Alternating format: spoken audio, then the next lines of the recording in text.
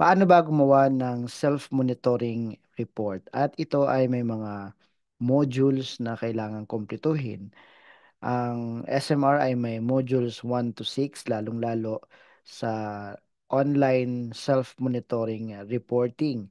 So, ngayon, paano ba mag-complete ng self-monitoring report, especially yung ating module 1?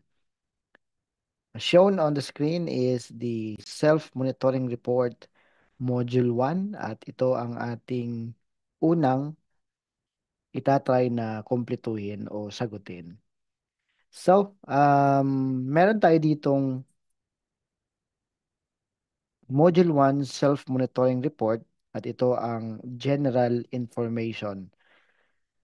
First is kailangan natin mag-declare kung anong year ang ating self-monitoring report. So, halimbawa, 2025. And then, kung ano namang quarter.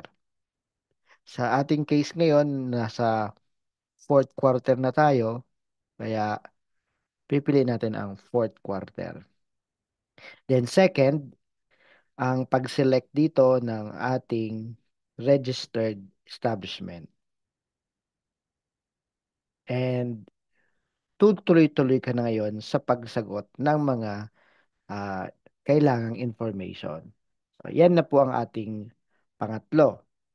So dito ay meron tayong DNR permits, licenses, or clearances at kailangan mo ditong fill upan ang permits at ito yung reference number, date of issuance, and expiration date.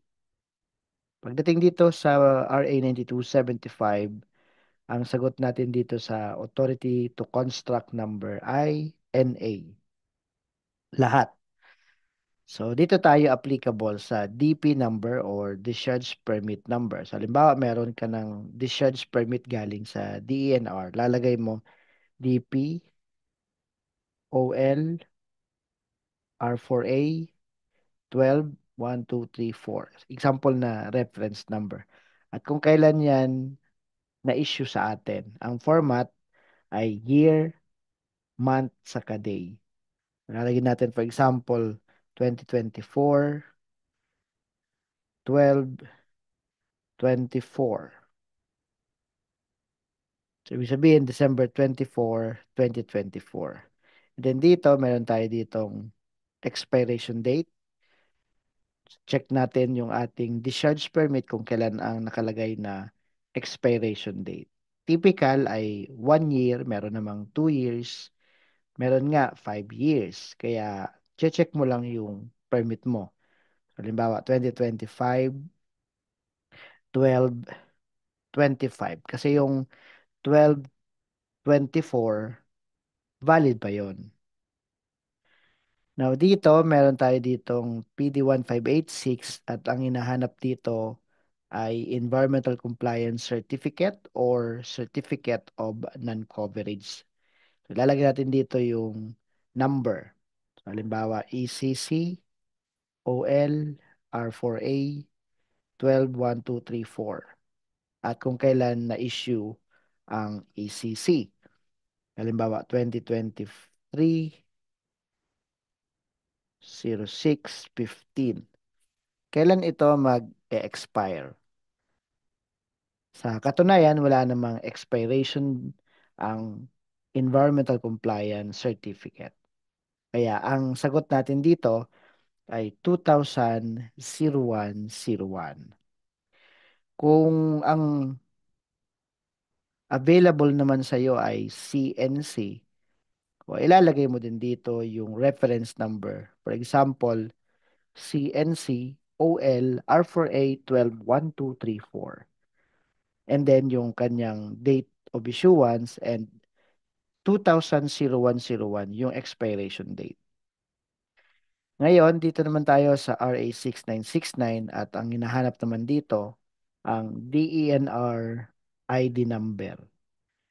DENR Registry ID, Hazardous Waste Generators ID, magkakaparehas lang yan. And usually, magsisimula yan sa OL, and then yung GR or G, ibig sabihin, generator.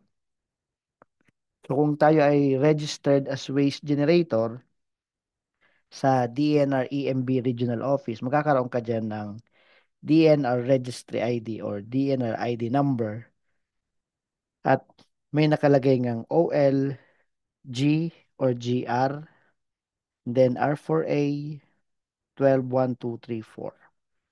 So, wala kang iimbintuhin, kundi i-check mo yung Hazardous Waste Generator Registration Certificate.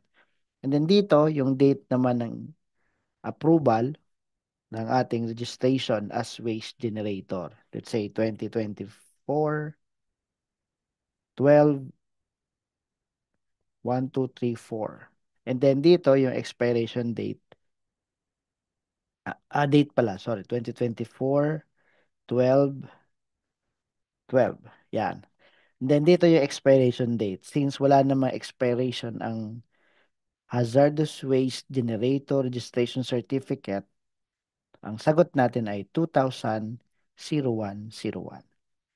Then sa Transporter Registration, TSD, CCO, kung wala po, kung meron kayo nitong mga ah, registration number at date of issuance and expiration, ilalagay mo din dito hanggang sa baba. Kung wala naman kayo nito, edi ilalagay natin ng NA. Especially doon sa mga hindi naman registered as hazardous waste transporter. O ilalagay natin dito ay NA at yung date 2001-01. Now sa TSD registration, hindi naman tayo registered as Treatment Storage Disposal Facility. NA din. Kung hindi natin mabibigyan ng reference number, lalagay lang natin ay NA. Ano po? Kadali lang naman pala nito. Wala ka namang iniimbento kasi kung ano nakasulat sa dokumento. And then we have here the Republic Act 8749 at nandito tayo sa Authority to Construct number. Ang ilalagay naman natin dito ay NA dahil wala na yan at saka as is na naman yung date. Kapag wala tayong ah, ilalagay na date, yan pa din ang laging sagot, 2000-0101. Then dito, yung PO number, ito na yung Permit to Operate issued by DNR EMB.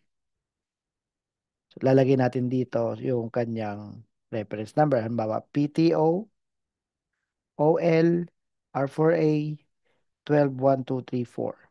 And then date of issuance, say 2024, June 15. At kung valid po ng 5 taon yan, so meron tayong 2029, June 15. So ito ay gagawin natin tong 16. Dito, meron naman yung operation, average operating hours per day, operating days per week, and then number of shift per day. So lalagay lang natin dito yung ating operating hours, let's say 12, and then operating days per week ay 6 hanggang Sabado, and then shift ay 1. O kung kayo ay sa maximum, ang operating hours ay 12 pa din, ang operating days on the maximum ay 6 or 7, and then number of shift pa din ay 1.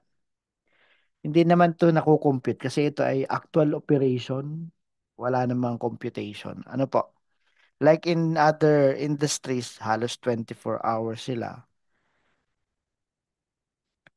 on the average and maximum. Tapos sa operating days, 7 araw. Like in the hospital, in the manufacturing, may mga halos wala ng tigil yan. Tapos yung shifting nila hanggang 3. May papasok ng 6 a.m. hanggang 2 p.m. May papasok ng 2 p.m. hanggang 6 p.m. At meron na namang ah, 6 p.m. to 2 a.m. At yun naman, 2 a.m. hanggang 6 a.m. Yung 3 shift.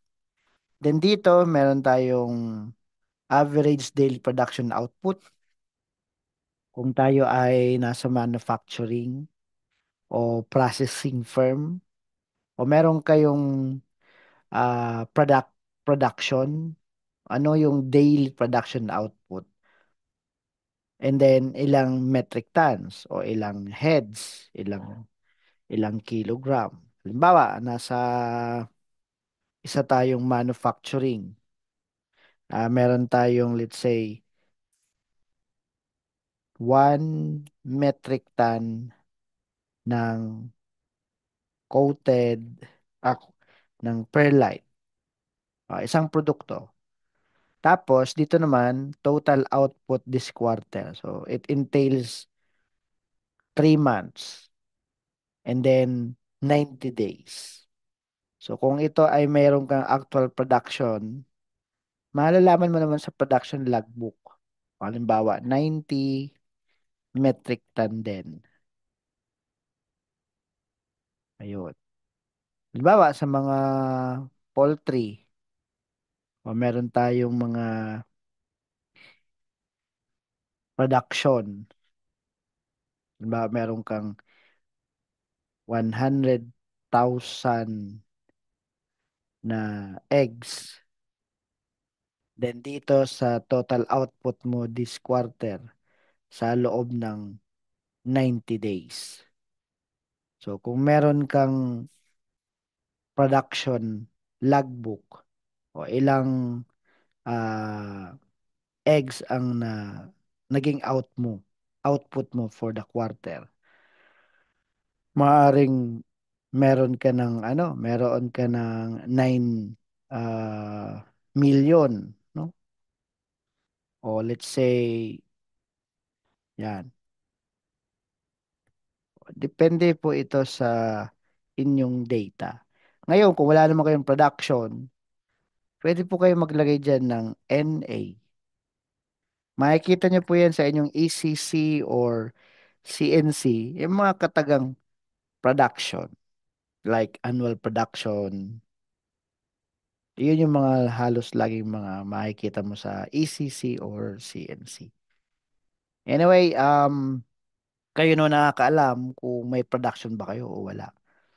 And then, dahil ito ay self-monitoring, you just provide information. The output for daily and then for the quarter. Then dito naman, total water consumption this quarter. Hindi naman sinabi kung galing sa deep well, hindi sinabi kung galing sa water supply, water service provider, o galing sa tubig ulan. Basta ang sinasabi dito, the total water consumption. Especially kung meron kayong local water provider, meron sa inyong binibigay na water billing statement. O, madaling ma-identify yung water consumption. At ito ay for the quarter, ibig sabihin kung tayo ay nasa October, November, December, ano ang total water consumption na naka-reflect sa inyong water bill. O, lalagay nyo lang dito, let's say, um, 3, 900, 900 cubic meter. Tapos, i-attach natin dito ang ating water billing statement. And then sa kanan, hinihingi din yung electric consumption for the quarter. So, October, November, December, ano ang ating electrical consumption? Halimbawa, 10,000 kilowatt hour. Halimbawa lang yon. And then, attach din natin dito yung ating electric bills. Ayun, yun lang. So, that's the end point nung module 1. I-review lang natin unang-una yung year at saka yung ating quarter. So, sa pang-apat, i-review natin yung information na ibinigay mo sa ating module 1. You can export yung file na ito, lalong-lalo kapag na-save mo na. So, do not forget to save yung page para ma-encode sa system. So, then magpo-proceed ka ngayon sa module 2. So, dahil dyan na nakarating ka na ng module 2 ng ating self-monitoring report, yung module 1 mo, na-save na yon.